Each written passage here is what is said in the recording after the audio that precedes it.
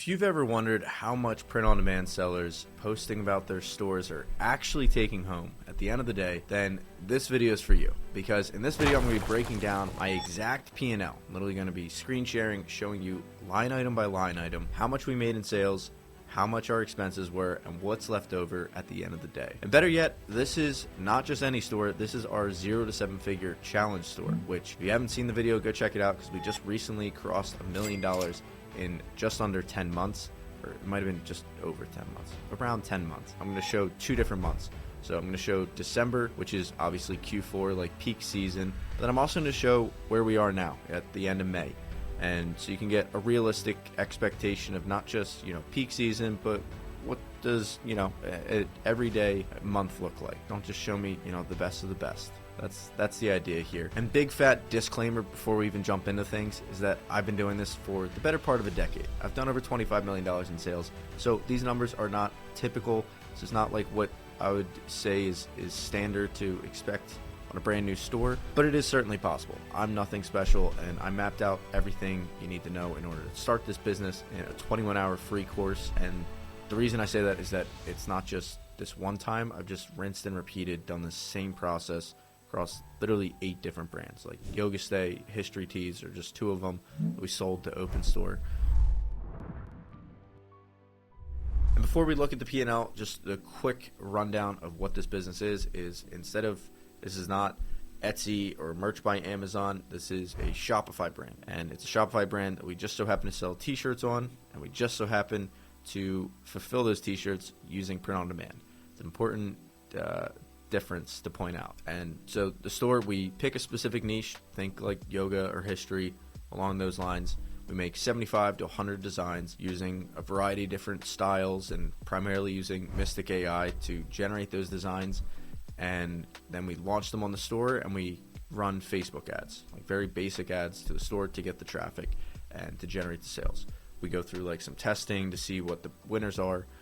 Then we do email marketing and that sort of thing on the back end. And next thing you know, you got numbers like these. That's all there is to it. All right, so let's take a look. So in the month of December, we had $159,310.94 in sales. An important thing to point out is that we also had $9,000 in discounts, $3,800 in returns, and about $1,000 in tax collected. And the tax is obviously just passed through, like sales tax, so that doesn't count for anything. And we had 3,300 orders. So taking a look over here, we had $159,000 in total sales after discounts, returns, shipping, adding everything up.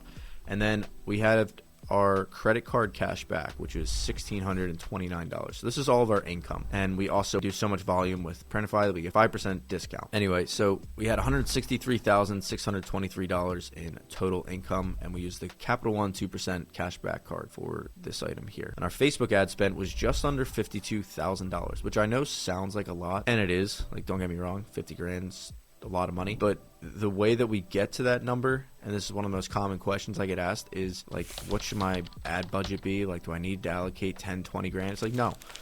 If you go back to like our very first month, we were spending a fraction of this. And on a brand new store, we spend a fraction of that. Like, we spend like a few $100 to figure out if we have good designs and get the store to profitability.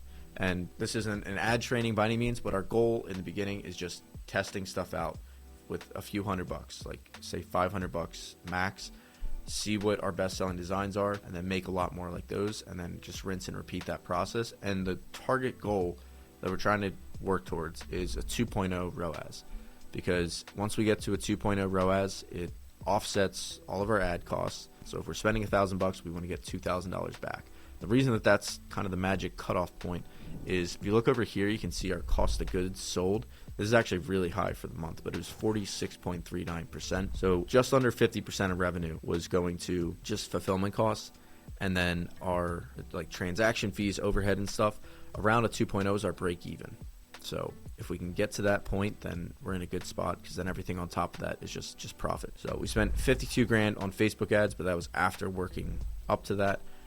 We had $75,690 to Printify, which Printify, if you're considering different printers and options, They're by far the best in our opinion. We don't recommend many companies on this channel at all.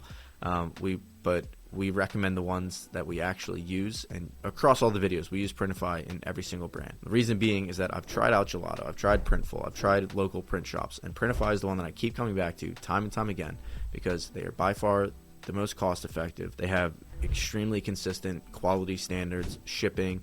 Anytime something goes wrong with an order, they are right there to fix it. If it was something like on their end, they're amazing to work with. And more than that, now they're adding new product lines or features like international shipping, for example, which that's not a new feature, but like they're improving the workflow for it, which has been amazing for us and has led to us becoming even more profitable. But yeah, and if you compare like the cost of goods, since this is a P&L video, if you compare the cost of goods for Printify versus Printful, it is a night and day difference. Like Printful, Gildan 64,000, like soft style shirt, you're looking at $12-13. Printify, it's like around 8-ish, which, 8 to 12 doesn't sound like a massive jump, but it's like 50%. And these aren't exact numbers, so don't quote me on it, but all that you need to know is that with Printify, you've got like the branding features you need. They're really fast with customer service, shipping, price, and I've been doing this for a long, long time. Expected to be pre-med and end up being a doctor. Instead, I've just been selling t-shirts for a long-ass time. And so I've tried out all the companies. Printify is the one we keep coming back to. So yeah, go check them out. And you can use the link down below to get a free month of Printify Premium. Next item, we had Google ad spend of $1,600. And this item is just this. Our Google ads are extremely simple. They're literally just for running like retargeting ads. Very basic. And it's basically there to retarget people who type in our brand name to try to get back to our site. Next, we have our transaction fees, which we had $1,465 in PayPal fees, $5,200 in Shopify fees, which brings our total cost to $135,988.96. Plus, we had about $3,000 in overhead costs, which our overhead costs are primarily our Klaviyo, Shopify, a few other apps, and then our customer service agent named Abby, who Abby just had a baby, by the way, so congratulations, Abby. And then Verby, who does our supply chain, like product uploads and everything. And none of this would be possible without them, but so their salaries are included in there as well. So all of those things together, you take the $163K in revenue, $135K plus some in expenses, we're left over with $24,634 in net sales, which is a net margin of 15%. So I'm showing you this so you can see that, one, the profit margin, but the important thing that I want to point out is that in this month, our metrics or our KPIs that we are really tracking were a little bit like higher than we would normally be shooting for. Like our cost of goods, for example, was 46%. We typically want that to be around the 40% mark, which, consider it, like adding 6% back would put us at 21% net margin, which puts us at right around where we want to be for net profit when we're running at a 3. So I know I'm throwing out a lot of KPIs, but like when we're at a 3 overall ROAS, we want to be at around a 20% net margin. When we're at a 4 overall ROAS, we want to be closer to a 30% net margin. And another part of, just December in general is that with it being the holidays, ad costs are a little bit more expensive, but it normally is offset because, people are buying a lot more. So that's how we're able to still have a pretty decent ROAS. But cost of goods is definitely up a little bit because we were giving out more discounts around Black Friday, that sort of thing. But yeah. So anyways, so that's December, which $24,000 in net profit. Like that's take home. Some people ask, like, is that after you pay yourselves? Like, no, with an LLC, like the LLC and yourself are pretty much the same thing. So like this net profit number, that's the business's profit. Now we could either leave that in the business, and yes, you do have to pay taxes on this. It's not post-tax income. So, I don't know. Some people in the comments try to make it seem like, oh, you didn't pay yourself yet, and like, oh, you didn't pay taxes on that yet. It's like, yeah, obviously that's kind of a given. Like that comes after for any income, any revenue. Like if somebody says they have $100,000 salary, you don't go, oh, you didn't factor out the taxes. It's like, no, you have $100,000 salary. Anyway, but now, in the spirit of making this channel as realistic and transparent as possible, let's take a look at the most recent month, which was May. I'm not going to go through each item like we did, explaining it step by step, but all that I will point out is the most important things at the bottom. So we are starting at the top. We had $87,000 in sales, which is obviously down a lot from December, which is fine because we're not in Q4 anymore. And there was also a big drop off in March when Facebook ad performance just jumped off a cliff. And since we are pretty dependent on Facebook, that hurt our sales a lot. Like you can see our spend dropped to a 31,000, and not only that, but our off Facebook ROAS, which if you just take our total sales divided by ad spend, was 2.77. And so when that's the case, I just said previously we want to be at around 20% margin when we're at a 3, and our cost of goods was still higher than we want it to be, so it's about 5% above. So that left us with, all said and done, $8,200 in net profit. And so main contributors to that, one, our ROAS was lower because of the Facebook issues we were still climbing back from. Our cost of goods was still slightly higher because of some issues on our end, like in our Shopify. We ended up double fulfilling some orders. That was some fun stuff. But the last sneaky thing is our overhead expenses jumped up a lot. And they jumped up about $1,400 from December, which that's, that you might say that's fine. But then when you realize that our revenue dropped by pretty much half since December, and we are on an upward climb. Like June, we're on track to do over 100K, but our overhead as a percentage of revenue jumped up dramatically. In December, it was 3K over 163, which that's 1.5, 2%-ish math. But that's 2% as a percentage of revenue, and here it's 6% as a percentage of revenue. So that's another 4% hit to the P&L, or to the profit margin compared to December. So yeah, it's a realistic image of what it actually ends up being on a month-to-month basis. Now, a last thing I'll say about this before we wrap up this video is that this brand I put barely any effort into. Meg and I both put next to zero time into this.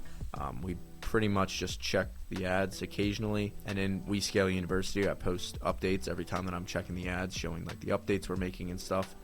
But yeah, it's not so this is not a full-time effort type of thing by any means. This is probably, for me, 4 hours a month at this point. So if this was my full-time thing, this would be a much different story. But when we're pretty much coasting, I'm not really launching new ads. We're launching some new products, but we're not doing going all out by any means.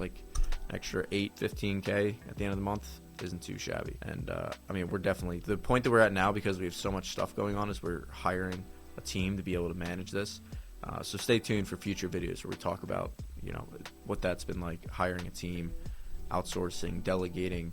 I'm sure we're gonna have a lot of lessons learned as we go through that process. So but anyway, hopefully this video has been informative. I know it wasn't the shiny example that maybe some other YouTubers would put together, just showing how much money you can make, how easy it is. But to me, I think it's far more valuable breaking down the metrics and actually looking at the numbers. At least that's how I learn best. I don't learn well from just seeing somebody's dashboard. That doesn't teach me much, but probably gets better video retention, I'll tell you that. But anyways, I appreciate you guys for watching till the very end of this, and hopefully you got some things away from this that you can apply to your own business. So thanks for watching, and leave a comment down below if you want to see more videos like this. That helps us plan out our next batch of content for you guys. And if you're interested, we do one-on-one coaching calls with everybody who joins We Scale University, so you can check that out in the description down below. And other than that, thanks for watching, guys, and I'll talk to you soon.